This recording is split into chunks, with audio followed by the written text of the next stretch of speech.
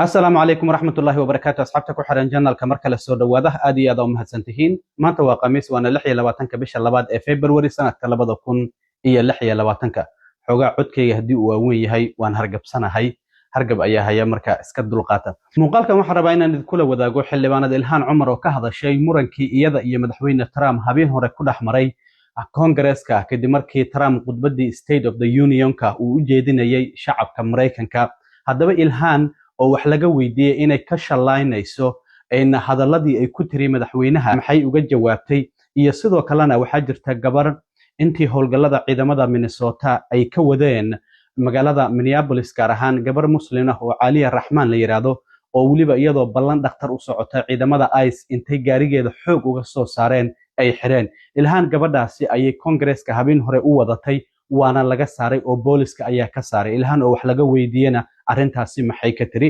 madaxweyne Trump oo isaguna mar kale yiri ilhaan Umar iyo waliba Rashida Tlaib oo labadii xubnood oo ku qaylinayay markii khudbadda habeen hore uu jeedinayay yiri maskaxdoodu aad ayay u hooseysaa marka waa in dib loogu celiyaa halkii ay ka yimaadeen sida ugu dhaqsiyaha badan arrintaasina qoraal uu bartiisa True Social-ka ku soo qoray waan idin la wadaagaya madaxweyne Trump habeen hore markuu khudbadda jeedinayay waxa uu sheegay in madaxweyne ku-xigeenkiisa uu hogaamin doono dagaalka lagula jiro musuqmaasuqa isla shalay shir jaraa'id ayuu qabtay madaxweyne ku-xigeenka waxana uu sheegay in lacagihii Medicaid-ka oo dawladda federaalka ay siin jirtay gobolka Minnesota laga jaray arrintaasi maxasiday u saameynaysaa gudoomiyaha gobolka Minnesota Tim Walz oo isla maantaba ka jawaabay xilli uu soo bandhigayay sharciyo baarlamaanka loo gudbinayo oo musuqmaasuqa lagula dagaalamayo baarlamaankana way isku khilaafsan yihiin Republicaanka iyo Dimuqraadiyiinta kuwa gobolka Minnesota qaabka musuqmaasuqa sharciyada loola dagaalamayo mid waliba sharciyo gooni ah ayuu wataa arrintaasina waa habeen hore waxaan ognahay markii madaxweyne Trump khudbadda State of the Union-ka uu ka jeedinayay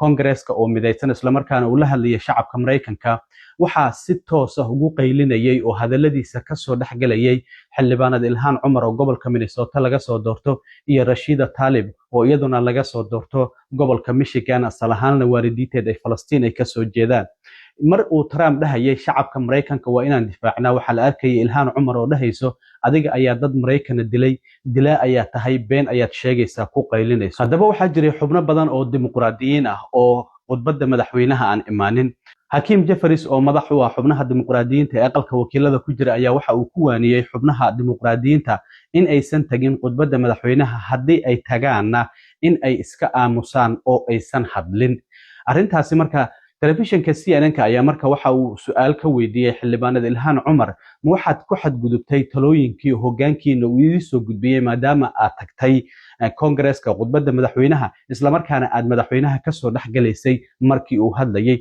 ilhaan Umar marka waxa ay tiri waxa aan rabay in aan madaxweynaha u sheego in uu markii uu dhahayay shacabka Mareykanka ayaan difaacaya inaan xasuusiyo in maamulkiisu uu deegaankayga uu ku dilay muwaadiniin Mareykan waxay ula jeedaa Alex Brady iyo waliba Rene Good oo ciidamada ICE ay ku dileen gobolka Minnesota waxa sidoo kale la weydiiyay waxa jirtay Biden intuu madaxweynaha ahaa markii uu khudbadda saas oo kale uu Congress-ka ka horjeedinayo shacabka Mareykanka uu la hadlayay xubno Republican oo saas oo kale Marjorie Taylor Greene ay kamid tahay oo ku qaylinayo ka soo dhaxgalayay marka waxa la weydiiyay sidoo kale ilhaan Umar maadaama Republicaanku hore arrintaasi ay ku cambaarayeen ma ka shalaynaysaa wixii idin dhaxmaray adiga iyo waliba madaxweyne Trump ayaa ilhaan Umar la weydiiyay maya ay tiri arrintaasi kama shalaynayo waxana ay sheegtay inuu mar badan ku celcelinayay in uu difaacayo shacabka Mareykanka laakiin mar kastaba waxaan xasuusinayay in maamulkiisu uu mas'uul ka yahay dilka labadaasi qofood oo lagu dilay magaalada Minneapolis waliba deegaanka aniga la iga soo doorto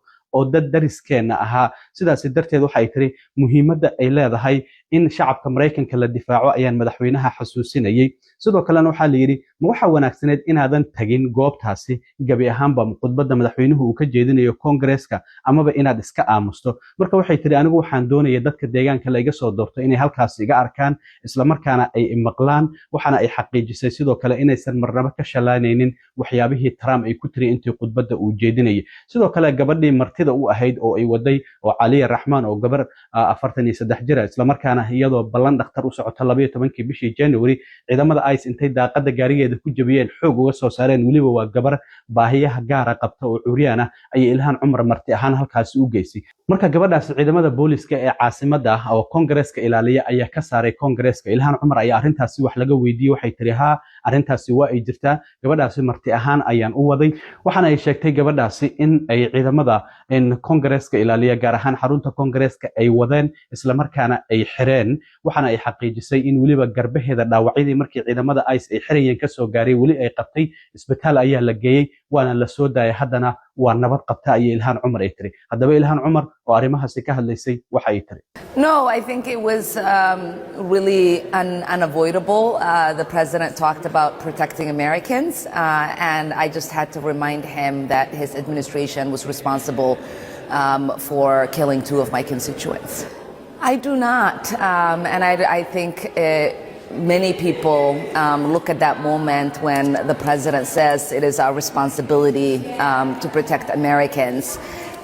And he does not acknowledge the fact that 2 Americans, 2 of my constituents, 2 of our neighbors were killed. And it was important for me to just remind the American people that the president and his administration was responsible for killing 2 American citizens.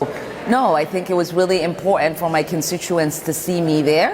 It was really important to my constituents to hear that I was reminding the president that Renee Good and Alex Preddy were killed under this administration.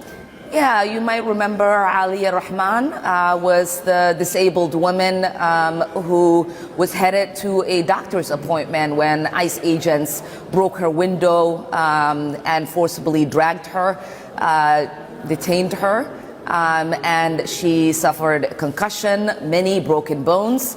And it was really important for me to have her here. And as she said this morning, you know, at the State of the Union, you can do 2 things. One is to sit, the other is to stand up, and she chose to stand up. We know that she was taken to the hospital after she was detained. Now she is back and safe.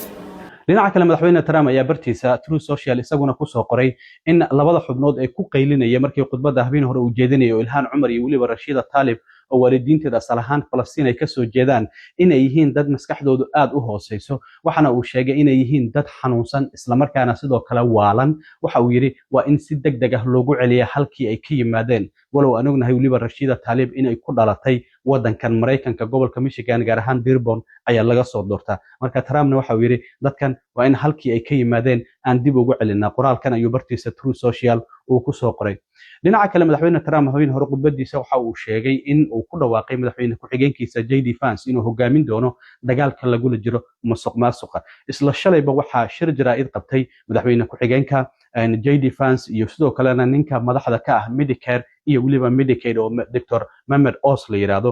waxaana uu sheegay madaxweyne ku-xigeenka in uu ku dhawaaqayo in si ku meel gaar ah loo joojinayo lacag ilaa iyo $500 milyan oo dollar ka badan oo dhinaca Medicaid-ka oo dowladda federaalka ay siin jirtay gobolka Minnesota. waxa uu yiri lacagtaasi waan joojinaynaa ilaa iyo gobolka Minnesota uu ka soo baxo waajibaadkiisa la xiriira la dagaalanka musuqmaasuqa. waxa uu sheegay adeeg bixiyaasha horey gobolku lacagihii waa uu u siiyey oo dadka adeeg bixiyaasha lacagtaasi way haystaan, laakiin waxa dowladda federaalka ay joojinaysaa lacagihii gobolka Minnesota ay siin jireen ilaa iyo gobolka Minnesota uu ka cadeeyo halka uu ka joogo la dagaalanka musuqmaasuqa. haddaba waa kan madaxweyne ku-xigeenka JD Vance oo arrimahaasi ka hadlay. We're announcing today that we have decided to temporarily halt certain amounts of Medicaid funding that are going to the state of Minnesota in order to ensure that the state of Minnesota takes its obligations seriously to be good stewards of the American people's tax money. Now, what is this going to mean?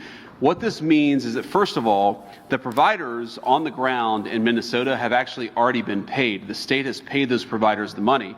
What we're doing is we are stopping the federal payments that will go to the state government until the state government takes its obligations seriously to stop the fraud that's being perpetrated against the American taxpayer. dhinaca kale baarlamaanka gobolka Minnesota ayaa waxay ka doodayaan sharciyo kala duwan oo qaabkii musuqmaasuqa lagula dagaalami lahaa.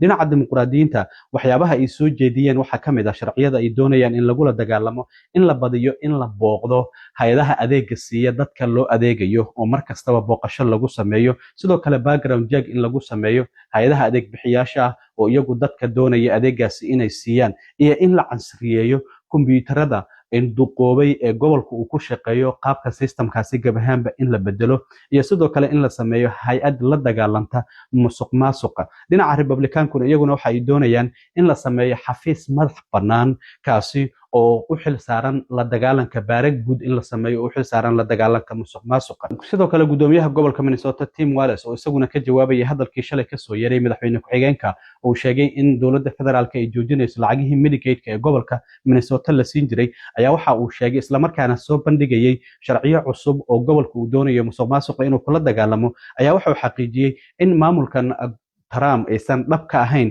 la dagaalanka musuqmaasuqa. wuxuu yiri waxoodu waa hadal oo kaliya, isla markaana waxa uu sheegay wax kasta oo ay naga dalbadeen waan qabanay laakiin ma doonayaan inay eegaan. marka waxa uu yiri Republicaanku haddii ay dhab ka tahay in musuqmaasuqa ay la dagaalamaan waa inaan wada shaqeynaa, laakiin waxa uu sidoo kale sheegay maxaa iska galay lacagahan Medicaid-ka ee la joojiyay la dagaalanka musuqmaasuqa, lacagaha kaararka caafimaadka ee la sii jiray carruurta, haweenka uurka leh iyo weliba dadka da'da ah iyo la dagaalanka musuqmaasuqa maxaa iska galay. wuxuu yiri hadda sharciyadan ayaan soo bandhignay, isla markaana waxa aan doonaynaa inaan la dagaalano musuqmaasuqa, laakiin maamulkan Trump waxa uu wadaa yiri argos iyo weliba qalalaasa kala dhaxeeya gobolka Minnesota, laakiin muhiimadoodu ma ahan ayuu yiri la dagaalanka musuqmaasuqa. haddaba waa kan gudoomiyaha gobolka Minnesota Tim Walz oo isaguna maanta shirkiisa jaraa'id uu qabtay uga hadlayay arrimaha hanjabaadda ka soo yeertay dowladda dhexe iyo sidoo kalena sharciyadan cusub oo lagula dagaalamayo musuqmaasuqa oo gobolka baarlamaanka uu u gudbinayo.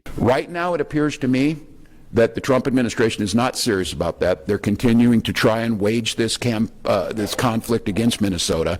There's nothing in their plans that works. I continue to hear from the legislature platitudes and mysterious things. Republicans need to be very clear. Do you want to fix it or you want to talk about it? Because it appears to me right now is that they fear fixing this because it takes away what they think is a political leverage. And that is simply wrong for Minnesotans. I've already told you we're taking accountability. We're seeing the fixes. The results are starting to show themselves. This package is needed. I asked the legislature to do it. Not going to make everybody happy. It shouldn't, because we've been told by outside auditors that there are vulnerabilities in the program. The experts have gone back and said this package will close those loopholes and that will move us forward. So we're in a good spot, I think. I'm hopeful that that we're getting this out there, but we're also fighting two fronts on this. This Medicaid move, I don't know how to really express just the timing of this, the nature of it, the sense of retribution. No state has experienced this before. How does taking and punishing children and elderly have anything to do with fighting fraud when that's not where this issue is taking place? It does nothing, and they've given us no way to try and show that all the things they asked us to do we've already done. They're not even looking at that. So we've got our work cut out for us, but I'm hopeful on this. I'm not just hoping for a better outcome. We planned for a better outcome. aad iyo aad u mahadsantiin asxaabta intaan mar kale kulmi doono waa saaxiibkiin cilmi waaro idin leh sidaa iyo nabadgelyo.